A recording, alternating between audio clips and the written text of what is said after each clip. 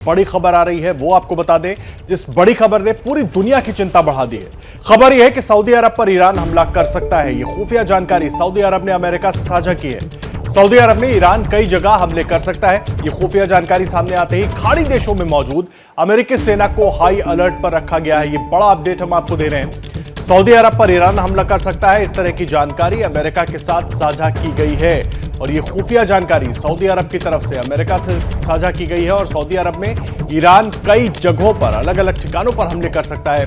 ये खुफिया जानकारी सामने आते ही अब खाड़ी देशों में जहां जहां अमेरिकी सेना मौजूद है उसे पूरी तरीके से हाई अलर्ट पर रखा गया है। ये बड़ा अपडेट इस वक्त हम आपको दे रहे हैं।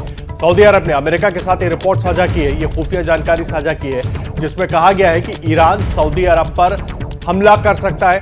अलग अलग ठिकानों को सऊदी अरब में निशाना बनाया जा सकता है, जिसके बाद से ही अमेरिकी सेना खाड़ी देशों में अलग अलग जगहों पर जहां जहां पे मोर्चे पर वो डटे हुए हैं वहां पर उनको हाई अलर्ट पर कर दिया गया है। इस वक्त का बड़ा अपडेट, सऊदी अरब पर ईरान हमला कर सकता है। बड़ी जानकारी इस वक्त हम आपको साझा कर रहे हैं और सऊदी अरब की तरफ से ये जानकारी अमेरिकी फोर्सेस के साथ, अमेरिकी अधिकारियों के साथ साझा की गई है कि ईरान कभी भी सऊदी अरब पर अलग अलग एस्टैब्लिशमेंट्स पर बड़ा हमला कर सकता है, जिसको देखते हुए अब खाड़ी देशों में मौजूद अमेरिकी सेना को हाई अलर्ट पर कर दिया गया है। प्रणय उपाध्याय हमारे साथ हमारे सहयोगी जुड़ गए हैं। प्रणय, बहुत बड़ा अपडेट है ये, क्या है पूरी जानकारी इससे जुड़ी हुई?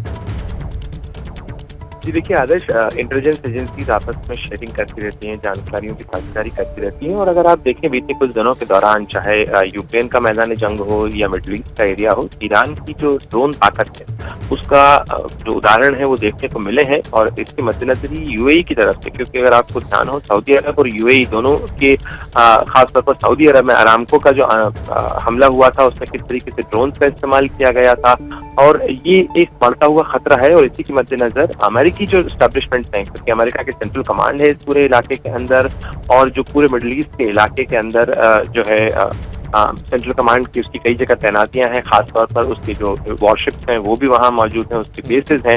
और इसी के मद्देनजर इस बात का खतरा जताया गया है सऊदी अरेबिया की एजेंसी की तरफ से कि ईरान की तरफ से अटैक हो सकता है, अमेरिका को निशाना बनाया जा सकता है। तो इसी के मद्देनजर अमेरिका को इस चीज के लिए आगाह किया गया है और यही कारण है कि अमेरिका ने भी अपने इन इलाकों के अंदर अपने जो बेसेस हैं वहाँ की सुरक्षा बढ़ाई है। हालांकि इस तरीके की जानकारी के बारे में कोई स्पेसिफिक कभी नहीं होते हैं इसके अंदर कि कब होगा, कहाँ होगा, किस जगह पे होगा, लेकिन स्वाभाविक रूप से इंटेलिजेंस एजेंसी साझा करती हैं आदर्श। और आपको ध्यान है कि भारत के अंदर जो सुरक्षा परिषद काउंटर टेररिज्म कमेटी की बैठक हुई थी उसके अंदर इस बात का खतरा जताया गया था कि ड्रोन एक बढ़ता हुआ चैलेंज है दुनिया भर की सुरक्षा एजेंसी।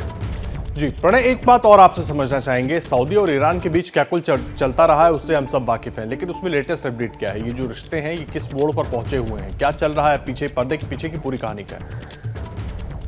देखिए बीते कुछ समय के दौरान अगर आप खासतौर पर बीते 2 सालों की बात करें तो ईरान की नाराजगी क्यों है, क्या है, वो तो आपको पता ही है। लेकिन सऊदी अरेबिया, यूएई, कतर और इस पूरे इलाके के अंदर, मिडिल ईस्ट के इलाके में, खासतौर पर गल्फ के इलाके के अंदर खाड़ी देशों के साथ में इजराइल के रिश्ते अच्छे हों और इजराइल के ये बढ़ते हुए रिश्ते, इजराइल के साथ बढ़ते हुए इस इलाके के संबंध जाहिर तौर पर ईरान को नागवारा है। और यही वजह है कि ईरान को ऐसा लगता है कि उसकी घेराबंदी करने की कोशिश की गई है और इसी कारण वो अपनी ताकत जताने की कोशिश करता है। खासतौर पर ऑयल प्रोडक्शन जो है वो भी एक बड़ी वजह है, एक बड़ा कारण है। इस पूरे इलाके के अंदर तेल की कीमतें दुनिया भर के अंदर बढ़ रही हैं। ओपेक प्लस जो है प्रोडक्शन को लेकर उसके नए गाइडलाइंस हैं। हालांकि बीते कुछ समय के दौरान अगर खासतौर पर बीते 1 महीने की बात की जाए तो सऊदी अरेबिया और अमेरिका के बीच भी इस ऑयल प्रोडक्शन को लेकर तनाव बढ़ा है, क्योंकि आपको पता ही है कि रूस पर प्राइस कैप लगाने के लिए जो G7 का फैसला है उसके मद्देनजर सऊदी अरेबिया ने उसको नहीं माना और इसके कारण अमेरिका की भी कुछ नाराजगी सऊदी अरेबिया इस चीज को लेकर थी। लेकिन सुरक्षा एक दूसरा पहलू है, दूसरा मोर्चा है और जाहिर तौर पर सभी एजेंसीज आपस में इस मामले को लेकर, खासतौर पर स्टेट्स और नॉन स्टेट या रोग स्टेट का जब मामला आता है तो उस मामले के अंदर साझेदारी और बढ़ती। जैसे ही घड़ी का काटा दोपहर 2:30 पे आए, बबीता जी का दिल सास बहू साजिश के लिए मचल जाए। और ये है इनकी बहू, पूरे दिन ऑफिस की टेंशन हो जाए गॉन जब ये करें अपना फेवरेट शो फ्री टाइम पे ऑन। इनकी तरह आप भी देखिए अपना फेवरेट शो अपने टाइम पर और डाउनलोड कीजिए एबीपी लाइव ऐप अपने स्मार्ट टीवी पर।